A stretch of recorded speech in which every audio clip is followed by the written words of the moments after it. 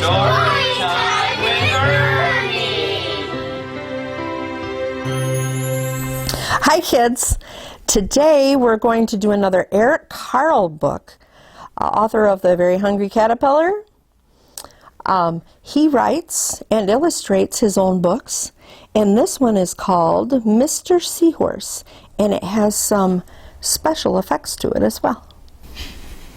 Mr. and Mrs. Seahorse drifted gently through the sea.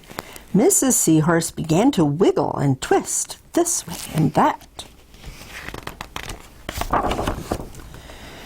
"It's time for me to lay my eggs," she said. "Can I help?" asked Mr. Seahorse. "Oh, yes, thank you," said Mrs. Seahorse, and she laid her eggs into a pouch on Mr. Seahorse's belly. "I'll take good care of our eggs," said Mr. Seahorse. "I promise." As Mr. Seahorse drifted gently through the sea, he passed right by. Ooh, look there.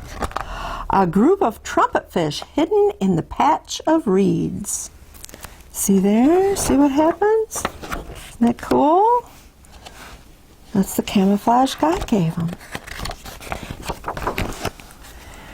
But before long, Mr. Seahorse met another fish. "How are you, Mr. Stickleback?" asked Mr. Seahorse. "Delighted," replied Mr. Stickleback. "But I just built a nest, and right away Mrs. Stickleback laid her eggs into it. Now I am taking good care of them until they hatch." "Keep up the good work," said Mr. Seahorse, and swam on his way. See them all over there? As Mr. Seahorse drifted gently through the sea, he passed right by. Do you see him? A lionfish hidden behind a coral reef. Wow, that's pretty cool looking, isn't it? But before long, Mr. Seahorse met another fish. "How are you, Mr. Tilapia?" asked Mr. Seahorse. Mr. Tilapia couldn't answer. His mouth was full of eggs. I know," said Mr. Seahorse. "Mrs. Tilapia laid her eggs, and now you are taking good care of them until they hatch." Mr. Tilapia nodded his head. "You must be very happy," said Mr. Seahorse, and swam on his way. Do you see him in his mouth there? As Mr. Seahorse drifted gently through the sea, he passed right by. Do you see it? Several leaf fish hidden among the seaweed. There they are. But before long, Mr. Seahorse met another fish. "How are you, Mr. Curtis?" asked Mr. Seahorse. "Perfectly fine," replied Mr. Curtis. "Mrs. Curtis laid her eggs, and I have stuck them on my head. Now I am taking good care of them until they hatch." "You're doing a good job," said Mr. Seahorse, and swam on his way. It's upside down, huh? There's the eggs on his head.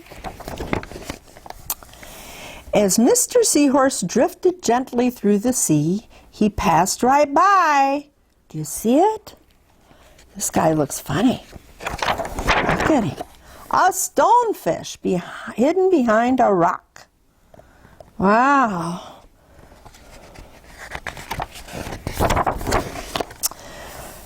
But before long, Mr. Seahorse met another fish. "How are you, Mr. Pipe?" asked Mr. Seahorse. "Couldn't be better," replied Mr. Pipe.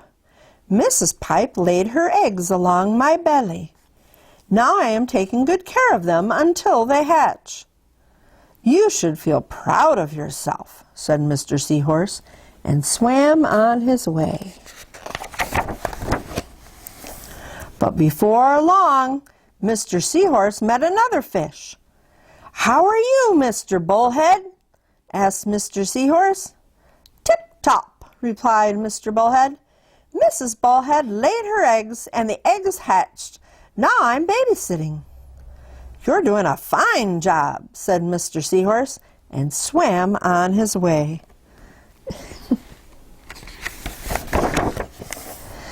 The time had come for the Seahorse babies to be born. Mr. Seahorse wiggled and twisted this way and that, and at last the babies tumbled from Mr. Seahorse's pouch and swam away. One baby turned around and tried to come back into the pouch. "Oh, no," said Mr. Seahorse. "I do love you, but now you are ready to be on your own."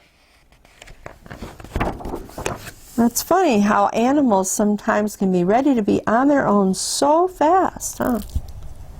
And it says on the back, "Dear friends, in most fish families, after the mother has laid the eggs and the father has fertilized them, the eggs are left on their own. But there are exceptions, such as the seahorse, stickleback, tilapia, Curtis, nursery fish, pipefish, ballhead catfish, and some others. Not only are the eggs cared for by a parent, but, surprise, that parent is the father. This may sound strange, but it is the truth, and this is my story about them. I hope you enjoy my story. Eric Carle.